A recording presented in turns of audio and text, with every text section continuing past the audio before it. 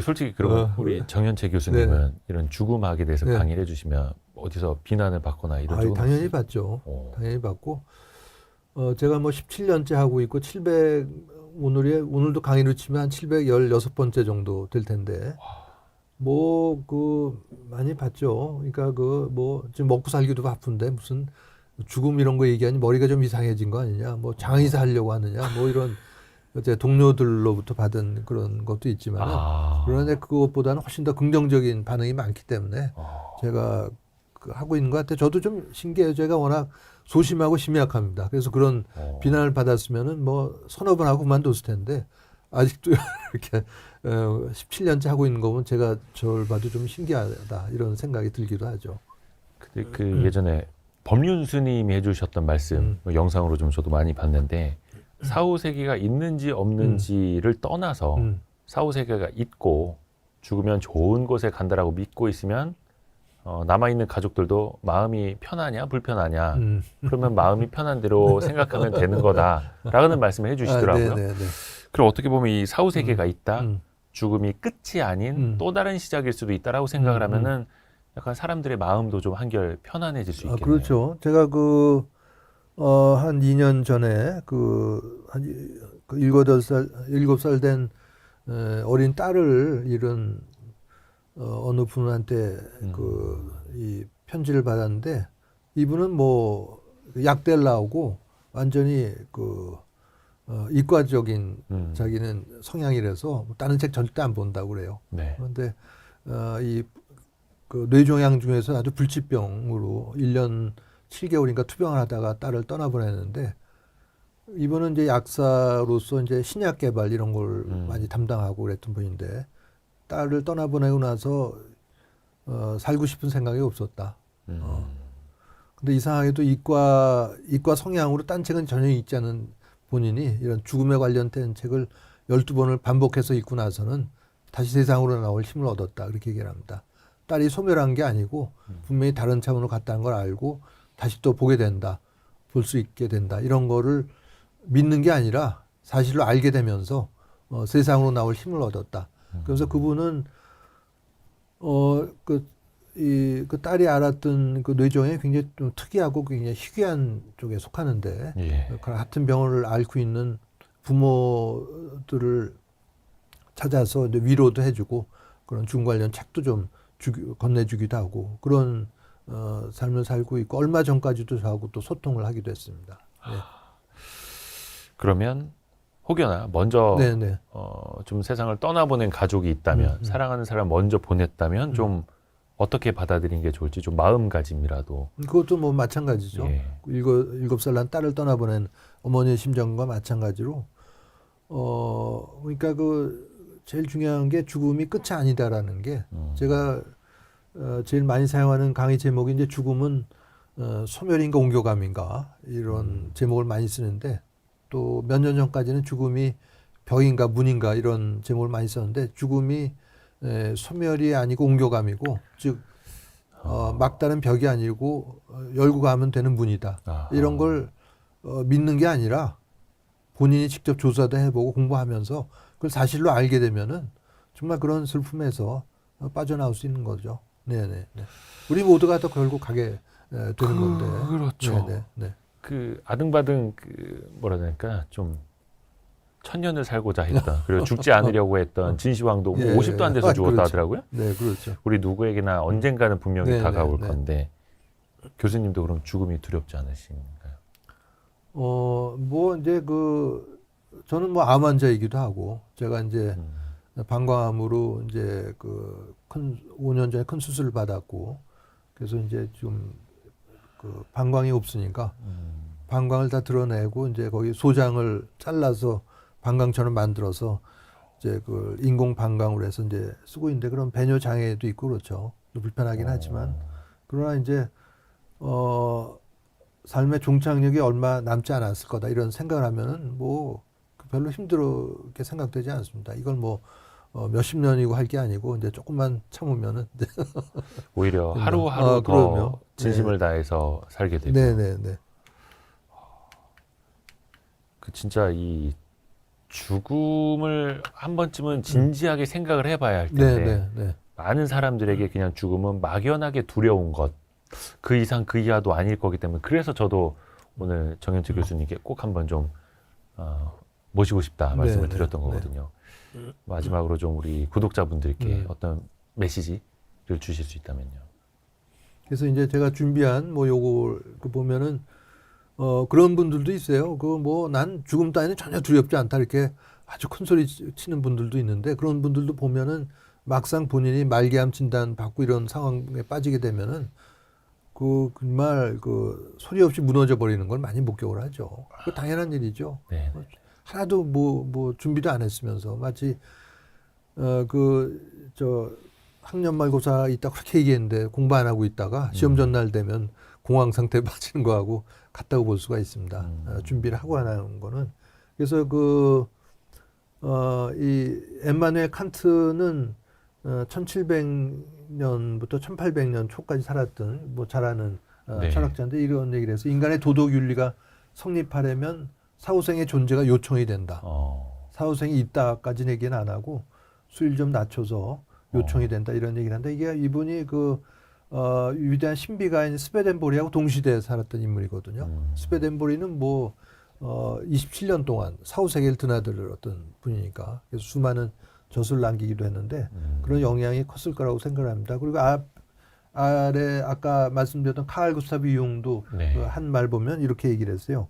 인간의 사람이 사는 동안 사후생에 대해 이해하기까지 또한 최소한의 개념을 가질 정도로 되기까지 최선을 다해야 한다. 그렇지 못했다는 것은 아주 결정적인 손실이다. 이런 얘기를 하고 있는데 이게 이 문장만 처음 봐서 이게 무슨 소린가 하는데 지금까지 말씀드린 이런 내용 종합해서 보면 이게 그럴 수 있겠구나 하는 걸 아마 충분히 이해를 하실 수 있으리라고 봅니다. 아까 이 까마귀 영매이기가 질문하셨는데 대답을 충분히 못한 것 같아서. 그러니까 사실 영매, 뭐 신을 보았다, 신을 모신다, 영혼과 통한다. 사실 물론 이제 그걸로 장사하려는 사기꾼들도 너무 많아가지고. 역사적으로는 이제 이 윌리엄 제임스는 이제 100년 전 인물입니다. 1910년에 세상을 떠났으니까 이분은 하버드 의대를 나온 의사인데 졸업하고 나서 3년 동안 이제 생리학을 가르치다가 그 뒤로 심리학을 연구하고 가르치게 되는데 근대 심리학의 아버지라고도 불리는데 유럽에서 지금은 또 프로이드나 칼 구스타프 융이 미국 방문할 때는 윌리엄 제임스 꼭 만났다고 그래요.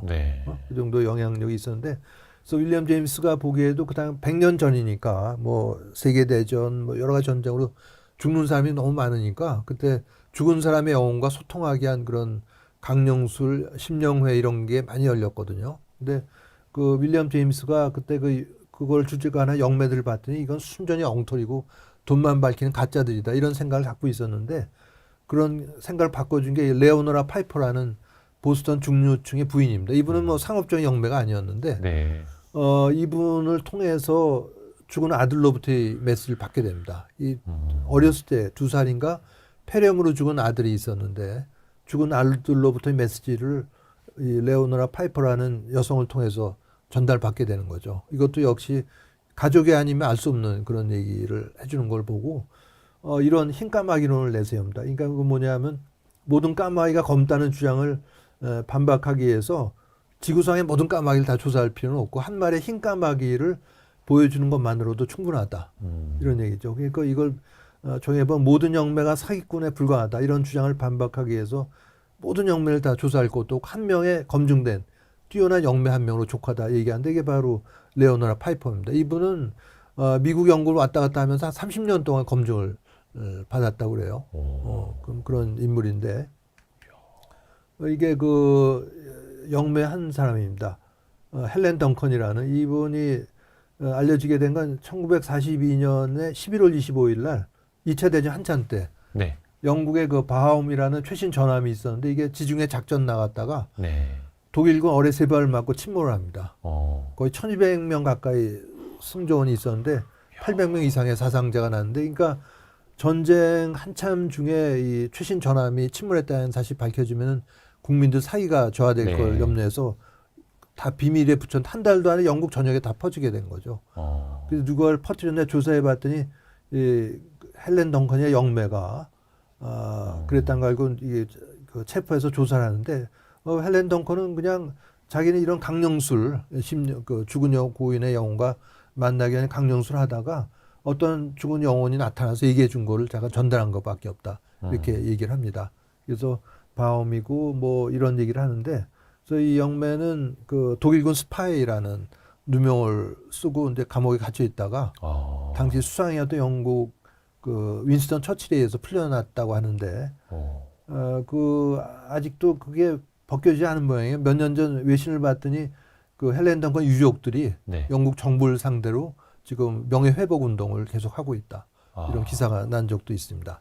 그러니까 간첩이 아니라 영매다. 예. 요거는 제가 이제 그 작년 1년 전에 추천사를 쓰면서 알게 된 미국의 영매인데 이거 특히 좀 언급할 이유가 있어서 네. 미디움 그 로라린 잭슨이라는 미국의 영매입니다. 이분은 고등학교 영어 교사예요. 근데 옥스퍼드 대학에서 뭐 영문학 석사를 받기도 했는데 이 어렸을 때부터 그런 그 죽은 사람의 영혼을 보기 시작했다고 하는데 재미있는 게 이거 봤더니 미국에는 이런 영매를 검증하는 기관도 있더라고요. 영매를 검증하는 네. 기관. 그러니까 로라린 잭슨 같은 경우에는 이 검증한 테스트에 본인이 응했다고 그러는데 죽은 사람의 이름 하나만 딱 주고 알아맞혀보라 이거였다는 거예요. 예? 죽은 사람의 고인의 이름 하나만 딱 던져주고는 예. 뭘 알아내라 이런 거였다고 그래요. 그런 검증 과제가요? 검증 과제가. 어떻게 알아요? 그 홍길동 이름 석자만 알고. 글쎄요. 그러니까 이게 여기 나와 있는 대로 윈드브리지 리서치 센터라는 데서 그런 걸 하는데 그래서 이 영매도 이거 갖고 뭘 알아낼 수 있겠는가 걱정을 했는데 그 이름을 듣는 순간 수많은 정보가 물밀듯 쏟아져 들어왔다는 거죠. 사실 점집 가도 생년월일이라도 그런 거 일체 없어요. 들어갔는데. 뭐 생년월일, 뭐 태어난 시 이런 거 전혀 없고 이름 하나 딱. 그래서 그런 여러 개의 검증을 거치고 나서 통과를 하게 되면은 이 사별자 모임이죠. Forever Family Foundation 사별자 모임에 가서 고인의 영혼과 소통하는 일을 해준다는 거죠. 이게 굉장히 인상적이었어요. 그런 검증을 받는다는 이런 것하고. 그래서 이 영매 해준 얘기도 지금까지 해드린 내용하고 비슷합니다. 우리가 왜 이곳에 존재하는가? 배우기 위해, 사랑을 주고받기 위해, 또 이 세상에 긍정적인 변화를 가져올 주체가 되기 위해서 한다. 아까 여기도 나옵니다. 우리가 죽으면 어떻게 될까? 육신은 없어져도 의식은 계속된다는 얘기를 영매도 하고 있는 거죠. 아까 2015년 9월에 미국 애리조나 투싼에 네. 명망인 과학자들이 모여서 선언했다는데 그 과학자들도 얘기했잖아요. 육신이 없어져도 의식은 지속된다 얘기를 했는데 그 영매도 이렇게 얘기하고 있는 겁니다. 살아가는 목적은 사랑 안에서 성장하고 다른 사람들도 그럴 수 있도록 돕는 것. 이런 게 인상적이어서 제가 소개를 해드렸네요. 예. 배우기 위해, 사랑하면서 살기 위해, 또 긍정적인 변화를 그렇죠. 위해서. 그런 걸 배우기 위해서 이 힘든 세상에 태어나서 고난과 이런 걸 겪으면서 해나가는 거죠. 그렇습니다. 그래서 우리가 뭐 여전히 뭐 앞으로도 논란이 될 수도 있고 여기까지 들으시고도 뭐 믿지 못하시는 분들도 있고 뭐 가봐야 하는 거죠. 뭐 저 세상에 그럴 수도 있습니다만 배우고 긍정적으로 살아가고 네네. 사랑하고 네. 내 삶을 그리고 내 주변인을 또 소중히 아끼고 죽어서도 끼리끼리 또 이렇게 그걸 수 있더라고요. 유유상종의 법칙이 작용한다. 또는 도덕적 특이 중력이라고 얘기를 하는데 근데 가봐야 안다는 거는 저는 사실은 조금 안타까운 게 우리가 어디 남미에 어디 나라를 간다 할 때 다 조사를 해보잖아요. 네네. 그래서 어떻게 하는지 거기 갔다 온 사람이 있으면 좀 물어도 보고 그런데 그런 거기 생각으로. 그거보다 더한 데 가는데 아무것도 안 하고 한다는 건 정말 당황하고 그럴 수밖에 없죠. 해외여행 가는데도 그럼요. 철저히 알아보고 조사하고 가는데 하는데. 저 세상 가는데도 미리 아무도- 알아보고 아니, 가자. 알아볼 수가 있는데 그 자료 다 있는데도 그걸 던져버리고 죽어봐야 알지 뭐 어떻게 안 하고 그런 태도를 갖는다는 거는 야, 그 먼데 가는데 준비 하나도 안 하고 하는 거랑 똑같다. 가도 갈 수 있겠죠. 얼마나 불안하고 당황하면서 거기 가겠어요. 미리 조사를 하고 하면 훨씬 더 편안한 마음으로 갈 수가 있는데. 와. 제가 저기 서초동에 있는 불교 TV 그 2021년, 22년 이렇게 작년에는 뭐 한 12번 강의를 하기도 했었는데 거기 네. 처음 찾아갈 때 처음 가는 데니까 예. 처음에는 이제 택시를 tas다가 아주 호되게 그 곤욕을 치렀죠. 그 교통 정체 때문에 네. 김포공항 내려서 택시를 네네네네. 탔다가 네. 그래서 다음에는 이제 이 조사를 해서 가는데 처음 가는 길이니까 아주 좀 불안하지 아무도 모르고 갈 때는 그러나 길을 알고 어디서 내려가지고 마을버스 몇 번을 타고 가면 된다 이걸 알고 하니까 전혀 두렵지 않더라고요. 그냥 슉슉슉 가는 거죠.